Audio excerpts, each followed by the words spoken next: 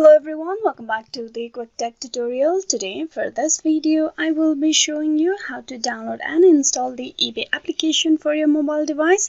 So to begin the process, first of all open the Google Play Store. You can download the eBay app on Google Play Store in Android device. If you are using a iOS device, you need to open the App Store. So here, once you open the Google Play Store, tap on the search bar on top and type in eBay, then tap on search. There's the eBay application on top. Now you tap on install beside it and wait for the application to be downloaded.